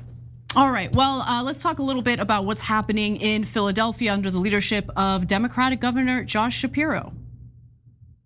Philadelphia's Democratic Governor Josh Shapiro apparently played a pretty big role in the University of Pennsylvania's response to alleged anti-Semitism on campus. Now we know this thanks to reporting from the Chronicle of Higher Education, and they indicate that Shapiro's role was even more extensive than previously known. Now to be clear, there absolutely were some pretty disturbing and unacceptable instances of anti-Semitism at UPenn. So for instance, Penn's Hillel building was vandalized by an individual shouting anti-Semitic obscenities. A swastika was drawn in a room on campus. A wall next to a Jewish fraternity house was vandalized with anti-Semitic graffiti. Violent threats were sent to Jewish community members. Posters hung on campus appeared to satirize the posters of Israelis kidnapped by Hamas. So I think those are pretty good examples of what we absolutely will not defend here at TYT, making Jewish students feel uncomfortable or targeted in any way, unacceptable 100%. Now, with that in mind, Shapiro enters the story, and what he did is he used an old Pennsylvania statute in order to influence the school's actions in response to anti-Semitism on campus. According to the statute, Pennsylvania's governor is allowed to attend and chair any meeting of the university's board of trustees. And the governor is also able to do that because of a non-voting observer seat that they've long been allotted on that board, right? So, as the governor, you have some influence, you have some sway, and he decided to use this statute in order to essentially involve himself in what's going on. So Scott Bach, who's the chair at UPenn's Board of Trustees, stated, "I never saw a governor at a board meeting or even at a kind of board social event or informal meeting or anything like that. A governor of Pennsylvania, as far as I know, has never even appeared, let alone chaired, a board of trustees meeting." But that did change in 2023. So Shapiro ended up appointing a gentleman by the name of Rob Fox, a lawyer and UPenn alum, to be his representative on this board of trustees. Now Fox also, by the way, served as an adjunct law professor at UPenn as well. So Fox was then appointed to the university's task force on anti-Semitism. One member of that task force, who spoke on condition of anonymity, told the Chronicle of Higher Education, the general concern was around perceived politicization once the governor or someone from his team were to have their hand in it, and that they would push for certain outcomes based on the political hopes and preferences of the governor. In task force discussions, Fox would, at numerous times, make a point of invoking that he was trying to represent the governor's position. And that apparently made the board uncomfortable. But what role did Fox specifically play in this task force? One of the members added that Fox aligned with the faction of task force members who supported the strongest university action against perceived anti-Semitic activity on campus. Documents suggest that throughout the early months of 2024, Fox, in consultation with members of Shapiro's office, pushed the university to ban Penn students against the occupation of Palestine, its main pro-Palestinian student group. So, unless there's some evidence that that student group engaged in anti-Semitic acts on campus, why were they a target here? Is it simply because they're calling out the Israeli occupation of the Palestinian people? Let me give you more. Of course it is. Yeah. The governor's office also worked closely with the Penn Israel Public Affairs Committee, a significant pro-Israel group on campus, to a great enough extent that PIPAC effusively thanked Shapiro and Fox for their partnership. So in addition to that, the Chronicle of Higher Education notes that PIPAC? I don't know, PIPAC students sent Fox a list of their desired policies for the university, including but not limited to public punishments for various students at Penn, students against the occupation of Palestine. Yeah, so I've got a lot of personal experience here. First, I have a nephew who's Jewish who went to college in Philly, not at Penn, but another college. And so I asked him, I said, are you okay? What's going on? He's like, look, he's like, the peace protesters are pretty strident. And this was really early on. And he's like, look, I walk around with my Star of David necklace, and I'm proud of it, and I don't let anybody intimidate me. And they're not really looking to intimidate, but they're pretty aggressive about their cause, right? And he's like, and he said the Hillel building was egged, right? So it made him uncomfortable. But I said, do you feel like, is there anything I could do? Do you feel at risk or anything? He's like, no. It's minor. It's annoying, but it's. I can live with it. Now that's just his experience. That's just one student. Other students might have had different experiences, et cetera, et cetera. So does it exist some sort of anti-Semitism expressed in some ways? Yes. I mean, look at those examples, right? Now, is it something that where at Penn, Jews are a small, vulnerable community that it's just like besieged, and at any moment, tremendous violence can break out against them? No, I went to Penn. So I don't know what their percentages are now, but when I went to Penn, Penn was about 50% Jewish. So the idea that like Jewish students are like this tiny, vulnerable community at Penn is absurd and it's counterfactual. So it doesn't mean that you should draw swastikas, right? Or you should do anything anti-Semitic, but no, there's a giant Jewish community at Penn that is perfectly capable of speaking out, defending itself, et cetera, right? And I'm proud of that. Everybody can speak out on whichever cause they like. Oh, sorry, no, that's not exactly right. If you're in favor of Palestinians or peace, then the governor of Pennsylvania will get involved and try to get you kicked off a campus, and you're not allowed to criticize Israel. You're allowed to have any other kind of speech you like, but once you start criticizing Israel or being pro-Palestinian, no. The governor is not going to allow that. What even is the point of these institutions of higher learning at this point? Where, I mean, speech, depending on who's in power, is obviously going to be, hindered in some way. Look, obviously we've been critical when it happens by people on the left who try to ban certain speakers from being able to speak.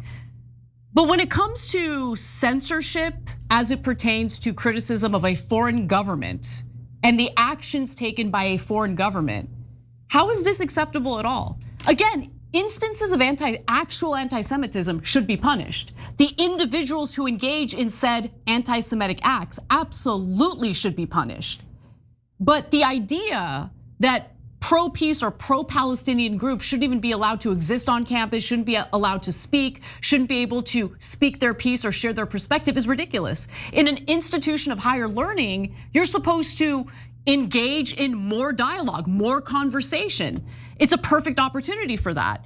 Yeah, so look, there's- Unless one side is indefensible. And that's kind of uncomfortable, right? So just shut it down, shut it down.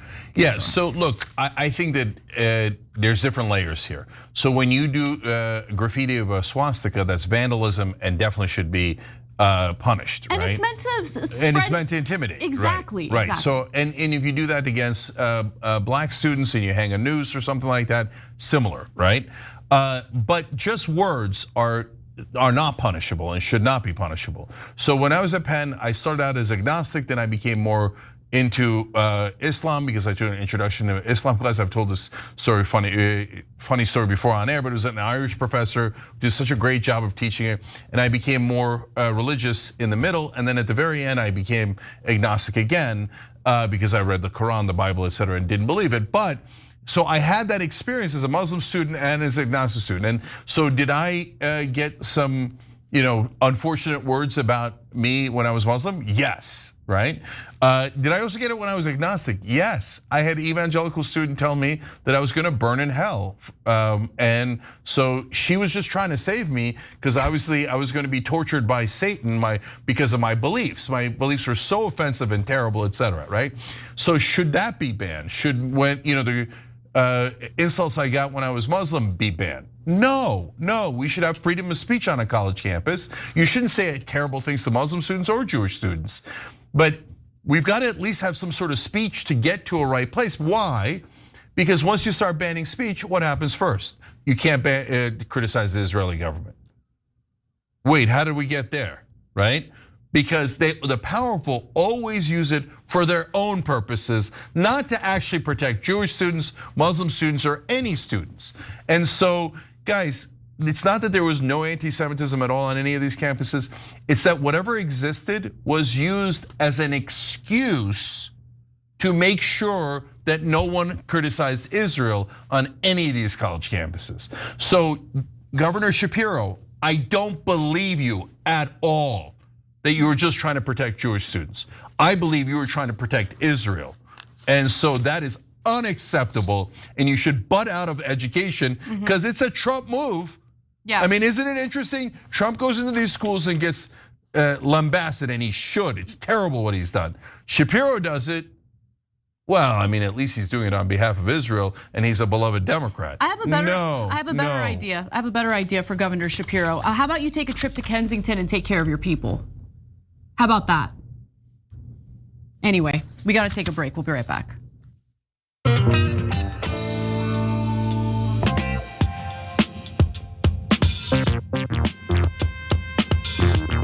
Okay. Free speech.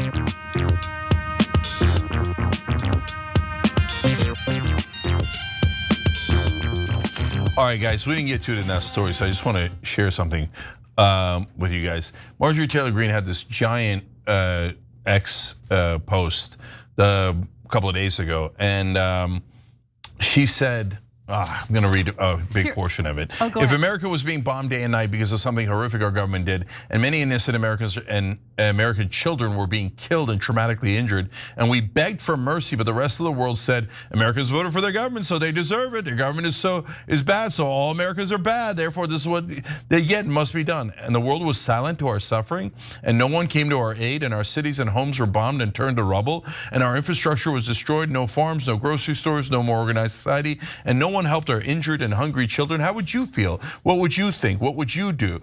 This is what's happening to Gaza, where in spite of what we have all been told, many innocent people and children are being killed, and they are not Hamas. Does Hamas deserve it? Yes. Do innocent people and children deserve it? No. The innocent people in Gaza did not kill and kidnap innocent people in Israel on October 7th, just as we spoke out and had compassion for the victims and families of October 7th.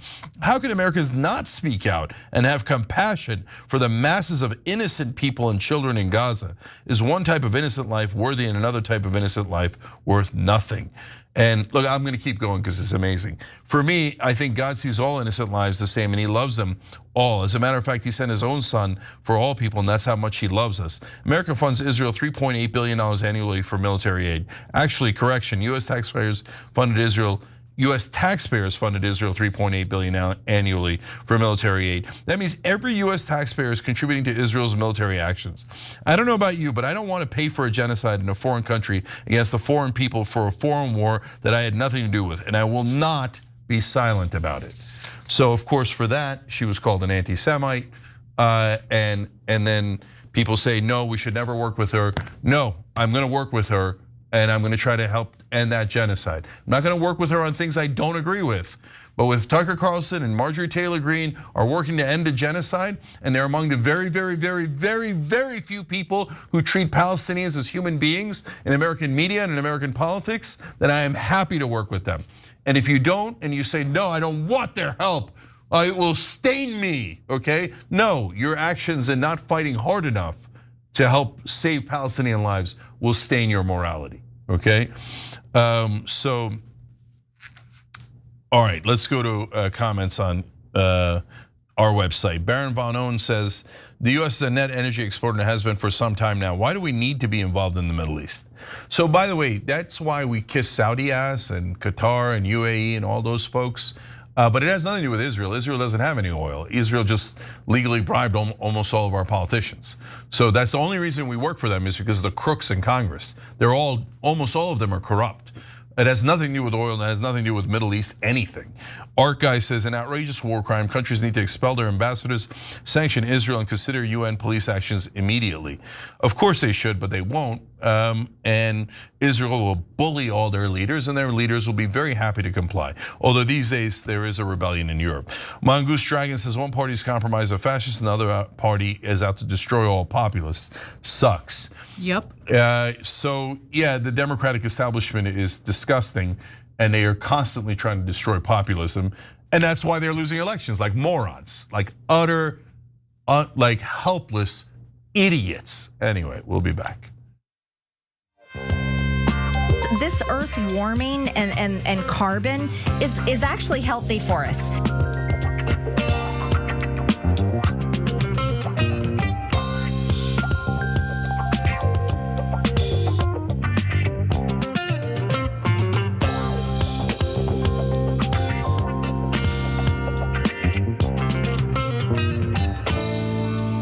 All right, back on TYT, Cenk and Anna with you guys. And I just want to read one comment from TYT.com, a member there who's been a wonderful member throughout. Virginia and South Carolina said, Anna gives me the courage to speak out against injustice when I see it. Hell yeah, get it, girl. Thank you, TYT, for all your bravery. Virginia, thank you for your bravery. I know what you're doing in South Carolina, and you're an amazing human being. We appreciate all you guys. This is a wonderful community. You guys are the best. All right, let's give you more news. All right, we're gonna start with this.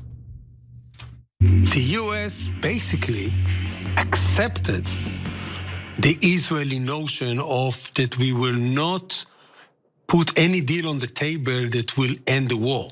The prime minister wouldn't agree to it because frankly, we had spent the last few months seeing the government of Israel at times try and sabotage an approach to get to a ceasefire. They were always looking for ways to add conditions or make the terms more difficult. Will it be true to say that you wanted a deal, a hostage deal, more than Israel?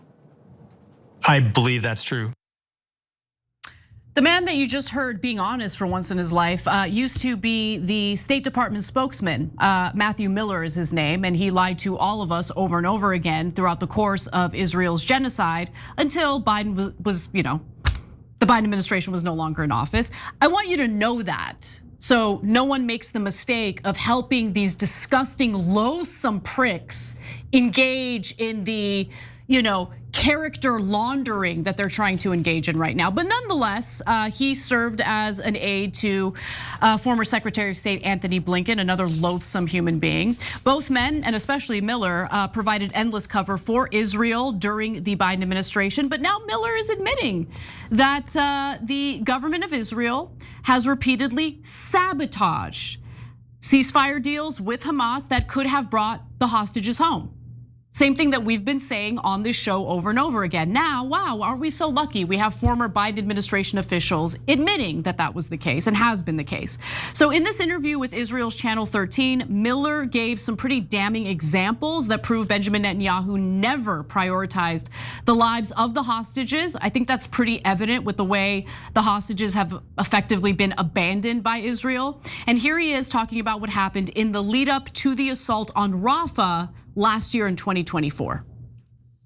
Before the invasion of Rafah, we were working on a shorter deal. We'd been working on the phased proposal, but the Israeli government agreed to a proposal for just a 6-week ceasefire, not tied to any permanent end to the war. We were publicly urging Hamas to accept it, and there was a good reason for Hamas to agree to that, which is there was an invasion of Rafah looming, and this might be a way to avert that invasion. And in the middle of that proposal being submitted to Hamas, the prime minister publicly said that Israel was going to invade Rafah whether there was a ceasefire or not. And you can imagine how much harder that made it to get a deal over the line. Hamas didn't accept the proposal, then they've lost the chief motivation to agree to a deal.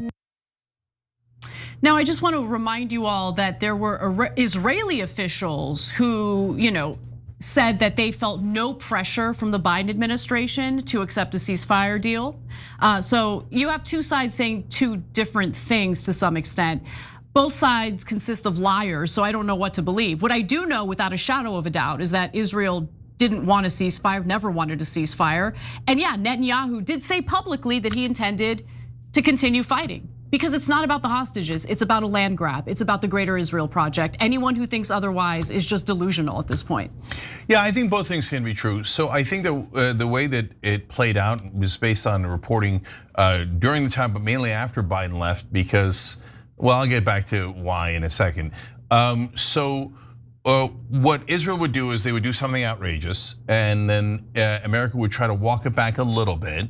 And to them, that was pushback. They're like, what do you mean? We politely asked Israel, our overlords, in private meetings, can we please, pretty please, do the things that we both say that we're doing publicly? Like we want to get to peace, we want to get the hostages back. Can we please do that? And Israel would say, shut up, we're not doing that at all.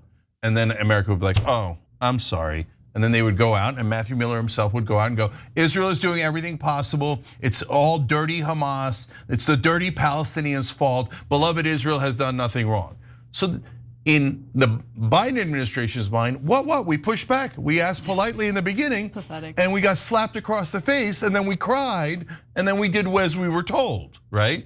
And the Israelis think, yeah, that was no pushback. We told you bitches what to do, and then you walked out like our dogs and did exactly as we ordered you. So as we show you these clips, I want you to keep in mind that whenever anybody's in power, right?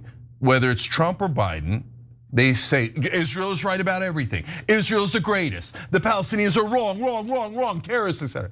But when they're out of power, they go, oh yeah, we were lying the whole time. No, Israel is the one blocking all the ceasefires, blocking peace. They never wanted it in the first place. So don't make the mistake of believing either Democrats or Republicans when they're in power, because that's when they're being legally bribed by the Israeli lobby. So Miller also recounted what happened in May of last year in 2024 when Netanyahu seemed to really change his approach entirely. So he had signed off on a proposal for the release of the remaining hostages in 3 separate phases that would essentially culminate in an end to the war and a withdrawal of the Israeli troops from Gaza. And then, just 4 days later, Joe Biden gave a speech revealing the details of this proposal, fearing that Netanyahu might retreat or might change his mind if it wasn't announced publicly, okay? We told the government of Israel only an hour or 2 before the speech because frankly, we had spent the last few months seeing the government of Israel at times try and sabotage an approach to get to a ceasefire, and we were determined not to let that happen here. It boxed the prime minister in and made it very difficult for him to walk away from it. But in the hours after Biden gave the speech, as you can imagine, as you guys probably remember, Netanyahu's office began leaking messages suggesting the proposal laid out by Biden was not the same as what the prime minister had agreed to, effectively embarrassing, humiliating Biden. And by the way, Biden allowed it to happen again and again and again. You couldn't get enough of it. He might have like a humiliation fetish. But that's exactly what happened. Then in July, when Hamas made an offer that negotiators thought was good enough to finally secure a ceasefire, Netanyahu changed the terms again. That's not me saying it, although at the time I did say it. Now you finally have Miller admitting it, even though he lied to the American people when Biden was in power. Take a look.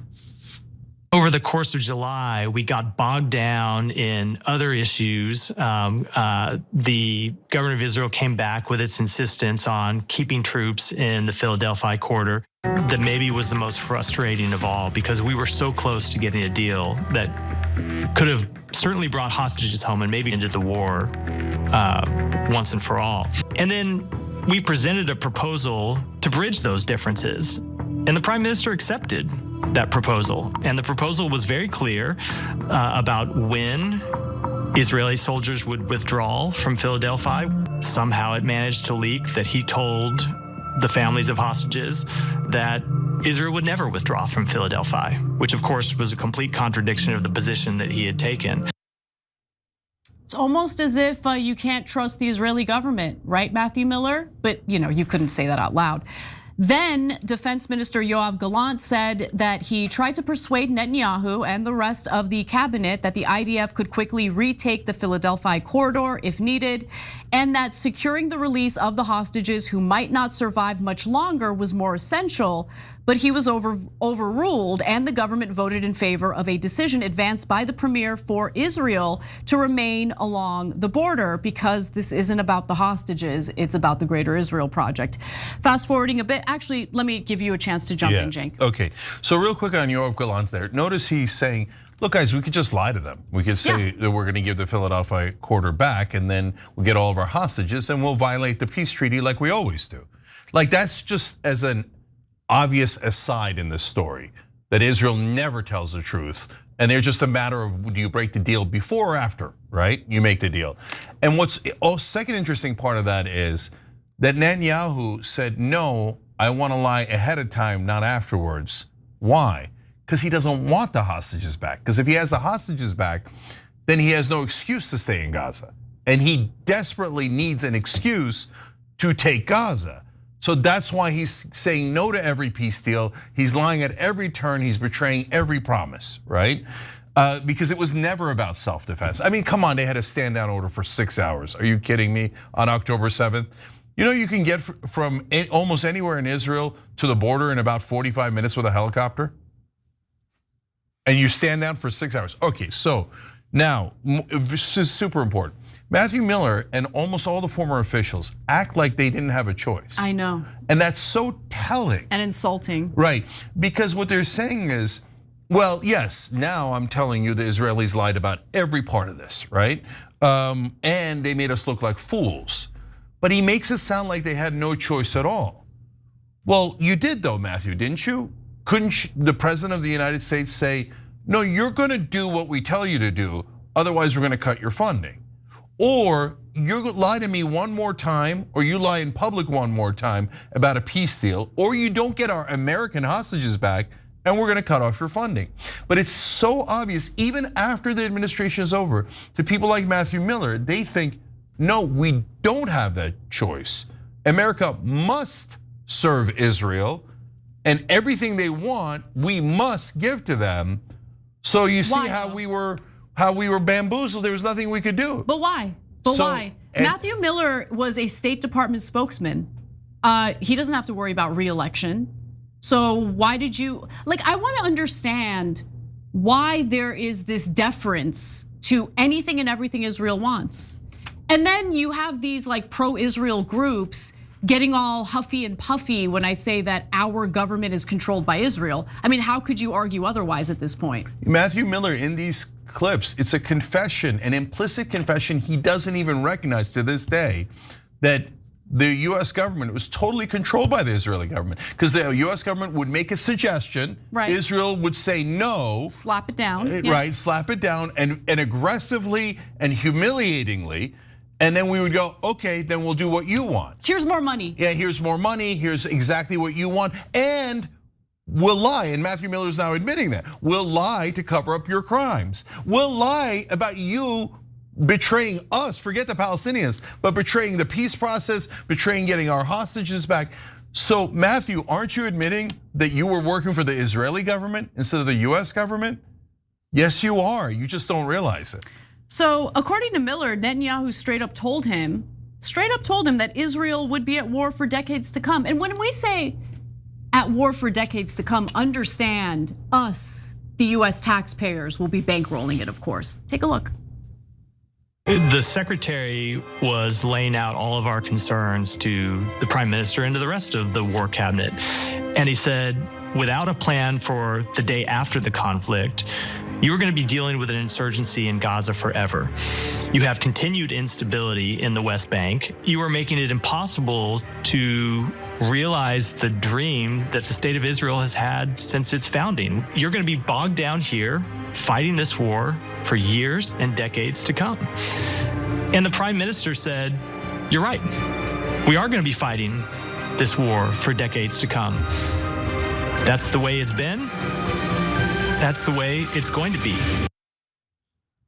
Congratulations, America. You have a genocide to pay for decades to come. Because you think they're gonna be done after Gaza, after they slaughter enough Palestinians in Gaza and take over the strip? You think they're gonna be done after they build all the illegal settlements in the annexed West Bank? They're coming for Lebanon. I mean, they've already been coming for Syria. They've been annexing land in Syria. Who knows what they're gonna do with Jordan? Greater Israel Project, it's not a joke. It's in the Likud party's charter. They don't just say it out loud. It's not just in their charter. They are putting action behind it. And Netanyahu has said that they're going to take Judea and Samaria, and that he believes in a greater Israel, and that's his mission. And he has said from the river to the sea, and then he is done from the river to the sea. But Matthew Miller thinks, as a spokesperson for the State Department, he is not allowed to disagree or criticize Israel. And that is super telling and pathetic. Finally, that decades comment is telling in a way that I don't want you to miss.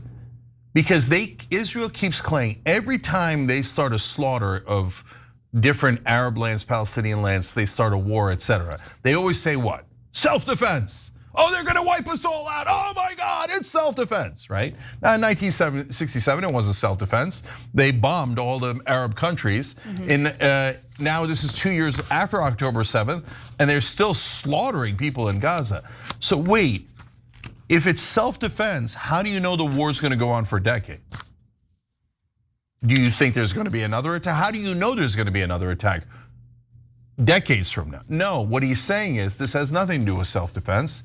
We are going to do a multi-decade war against our neighbors until we grab enough land that is greater Israel. So again, when he says that, and he says we, he is saying, America, I am going to make you pay for all of these wars that I'm going to continue for decades on end, and then I'm going to get your corrupt congressmen and your moronic media to tell you that it's self-defense and make the American taxpayers build their empire. Yeah, build our empire for us, commit genocide for us, pay for the ethnic cleansing of the Palestinians so we can grab more land. I already know it because I'm telling you ahead of time, this is gonna last for decades. And to be fair to him, he said it in the 1990s. He said, we want these wars with Iraq, Iran, etc. And he got exactly what he wanted. And look, I need Western countries to hear me when I say this, okay? All the Western countries, United States, Europe, especially Europe, okay? I don't wanna hear any whining about the Islamification of your country because of mass migration. As you aid and abet, or at best case scenario, just remain silent at what's happening in the Middle East because Israel wants to build their empire, okay? The mass displacement that we've seen in the Middle East is the result of us going into countries, bombing countries, overthrowing, governments that Israel doesn't like. All of that stuff has led to mass migration of Muslims. You think they want to go to your stanky ass country? No, I think they would rather be in their homeland, but they can't live in their homeland because it's been bombed to smithereens. That's the reality of the situation. So if you don't want the Islamification of your country, how about you stop aiding and abetting Israel in their disgusting land grabs and empire building? How about that? Yeah, look.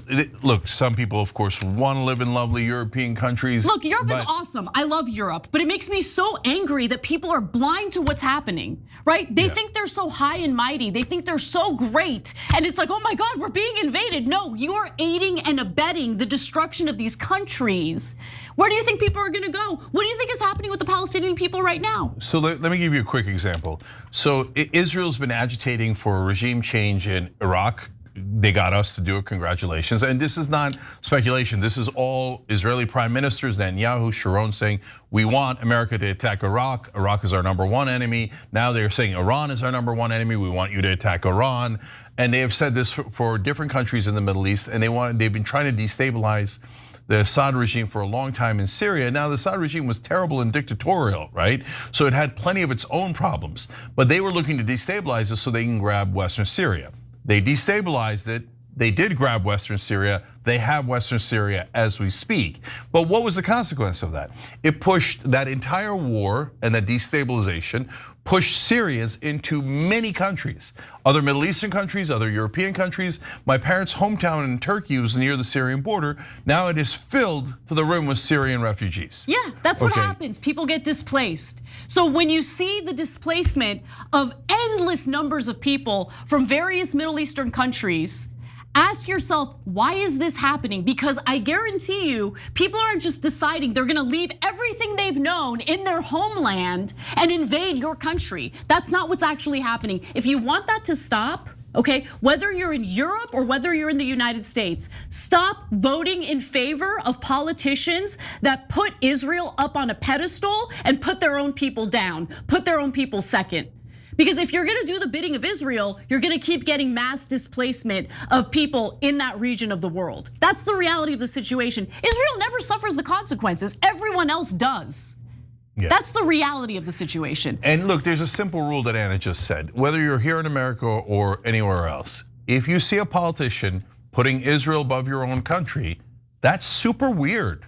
That's really strange. Vote them out. And you should know that they're not working for you, and that they're working for a foreign government, and you'd be nuts to vote for them.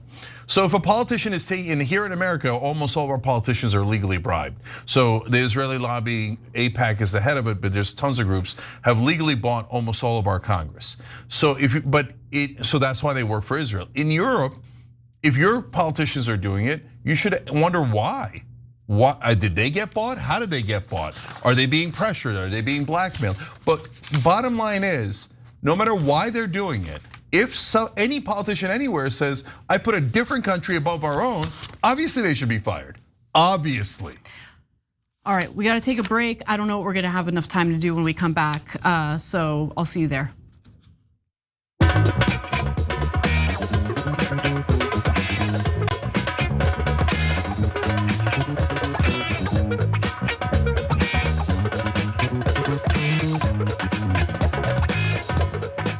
All right, back on TYT, let's go to TYT.com. Wang Jun says, well, he's at it. Maybe Miller could also tell us what happened to the Titanic, what killed the dinosaurs, or other things that we already knew for a very long time. Yeah, but he thinks it's groundbreaking. And remember, in Washington, that is groundbreaking. And they'll look at that and they'll be like, oh, Matthew, sometimes the Israelis weren't telling the truth. Like, you have to understand, and it's so hard to understand because of our bubbles. But the people in Washington, D.C., that bubble is the craziest bubble in the whole country. The most deranged, the most detached from reality. So tons of people, giant percentage of people who live in Washington actually think Israel's a wonderfully moral country who's handing out flowers to Palestinians. They're totally detached from reality. And if you criticize Israel, they're like, oh, you sound like an anti-Semite. Oh, we've got a Jew hater here. He minds genocide, you're crazy. They really do think that, they're nuts. They're totally deranged. So to them, that Matthew Miller thing is huge news. They're like, oh, Israel was lying from time to time. By the way, that huge news, they'll forget tomorrow. Instant amnesia with Israel. 0% of mainstream media will quote Matthew Miller on that. I'm sick of paying for the consequences of Israel's war crimes. I'm sick of it. Yeah, well, take money out of your paycheck, send it to Israel. They haven't killed enough Palestinians yet. Solidarity Works says, oh my God, MTG sounds sane, humane, and thoughtful AF. At least on Gaza, may sanity infect the rest of her brain. But by the way, hold on. You're right, but may sanity also infect the rest of Congress? Because when Marjorie Taylor Greene is embarrassing you for her humanity, and the rest of you look like inhuman monsters. I mean, how low are we? How low are we that Marjorie Taylor Greene is one of the rare people in Congress who's being humane towards Palestinians? This is why, by the way, I get how easy it is to write someone off and think there's nothing redeemable about them, we could never work with them. Marjorie Greene obviously has been, like, what's happening in Gaza has changed her on this issue. And I don't like the idea of throwing people away. I like the idea of giving people a chance, engaging in dialogue, because I think if you have enough dialogue, if you help people see reality, as Marjorie Taylor Greene has seen reality on this issue, they change, they shift on their perspective on that matter. And so today it has to do with Gaza and Israel, right? But who knows? Maybe in the future it could be other issues as well. The fact that she is able to come out and essentially say, I mean, not in so many words, but I changed my mind. The fact that she's advocating for Palestinian children to be allowed to come to the United States to get medical care. I wouldn't have expected that from Marjorie Taylor Greene. And I'm very proud that she has come to that conclusion. Don't throw people away, even if you vehemently disagree with them. Humans are humans, believe in them, believe in humanity. That's all I have to say about that. Look, I went searching for a lot of things on the internet recently and found out like there's tons of folks that just, when they saw, for example, that I interviewed Marjorie Taylor Greene, they said, that's it, I'm never watching the Young Turks again. I'm positive they're voting for Trump and Marjorie Taylor Greene, etc. The fact that Marjorie Taylor Greene has been moved on this issue, they just think it just happened magically and for no reason at all, and it doesn't count, right? So, but for all of you who watch the Young Turks, you saw it happen with your own eyes. You can make a difference, don't lose hope. All right, so you got a message for John Iderall? Tell him to be nice to me.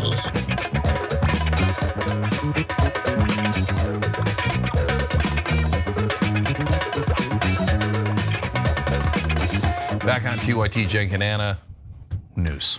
All right, well, New York City Mayor Eric Adams is showing off his gains and making me gain this urge to vomit. Take a look.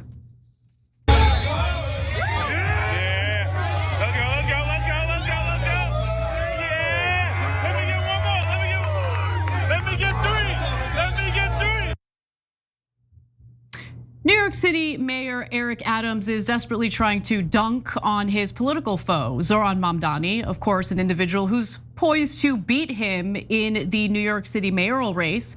Now, Adams is mocking Mamdani as Mom Scrawny. See what you did there, very clever. So look, Adams shared that odd video that we just showed you with the following statement. 64 versus 33, a lifetime of hard work versus a silver spoon. He's comparing himself to Mamdani here. The results speak for themselves. The weight of the job is too heavy for Mom Scrawny. The only thing he can lift is your taxes. Andrew Cuomo weighed in on it as well, very original. It's easy to talk, it's hard to carry the burden. These guys are so utterly lame. Okay, this guy can't bench his own body weight, let alone carry the weight of leading the most important city in the world. What about you, Andrew Cuomo? What were you up to as governor? Oh yeah, that's right, you sent sick elderly people back to nursing homes when they had COVID, thus increasing the number of elderly people who died of COVID in nursing homes. Multiple people accused you of sexual harassment and sexual misconduct. Like, who are you to talk? What was your leadership like? What was your leadership like? I mean, these guys are total clowns. I don't care how much weight a politician can lift. What I care about is their ideas and what their leadership is gonna look like. Yeah, so I left, so I'll give you some sense of how much tougher I am than both of them in a second. Okay. So, but first on Andrew Cuomo, he can't lift his own body weight. Brother, you shut down your own anti-corruption commission when they found out the call was coming from inside the House. Like, he's like, all right, I got this great corruption commission, don't worry, we're gonna handle it. And they're like, okay, we looked into it and it turns out you're the corrupt one. He's like, shut it down, that's it, we don't need a corruption commission. So that's like 1 billion times more relevant than any weightlifting contest, right? So apparently this is being done by the good folks at 500 Men, and it was Men's Day. It's a thing I'm not familiar with. So it looks like they got 45s on each side, so that's 135 pounds they're benching. 33 is not bad. And so like for Eric Adams, nice job on the 66 or 64, but I couldn't give a crap. Same. So like, I don't care if the number was 0 or 200 because I'm not hiring a bodybuilder, I'm hiring a mayor. So I just failed to see how this is relevant. I don't know where, I haven't tried this, but now I want to. So I don't know where I'd come out, maybe somewhere between Mamdani and Adams, but that doesn't make me a better mayoral candidate in New York than Mamdani or Adams. I'm a better mayoral candidate than Adams because everyone is. Okay, but outside of that, this is not pertinent. But here's the pertinent part. They're trying to out-troll and out viral Mamdani. So what happened was Mamdani did really well in social media, and he had these fun campaigns, and they worked really well, and he interacted with real human beings, and he wasn't a robot. So now the corporate Democrats realize that that's the right strategy. That's honestly what we've been saying on the Young Turks for at least a decade, right? So they now like, oh, he won, I got it. So Andrew Cuomo does a video in the streets of New York. He's like, these are where we keep the humans. And I am told that I am supposed to serve them. But of course, the donors called me and I'm doing something else entirely. But here I am in the streets of New York, being a regular person and human, right? And Adams is like, yeah, your mama's scrawny. Oh, Jesus Christ, brother, man. That's not how you do it. If you want to be a populist, it isn't about how much you lift. It's about not taking bribes from the Turkish government. No one wants you, Cuomo. No one's interested. Okay, your days are over as a politician. Go find something else to do. Go be a consultant or a lobbyist. That's what you're destined for. No one wants your leadership. You failed the first time. No one wants any more of that. You want to go spend the time? Go be a trainer at the gym since you're so proud of how much you can lift. Yeah. So look, guys, corporate Democrats have two different problems. One is stylistic and the other is substantive. So stylistically, they were like, we are robots. We will tell you talking points from our consultants.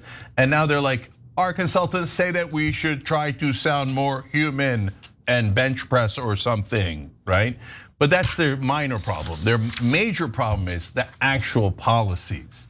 And Cuomo gave away the store over and over again to his donors, mainly real estate donors, but every kind of donor. And why do you think Wall Street and those real estate donors are working overtime to try to help Cuomo and defeat Mamdani? Because they know if Cuomo's back, they're going to be in charge, not the citizens and voters of New York. Yeah. And that's why Cuomo and Adams are losing and Mamdani's winning. I just can't stand substantiveless Democrats. tyt.com/join to watch the members only bonus episode next. We'll see you there.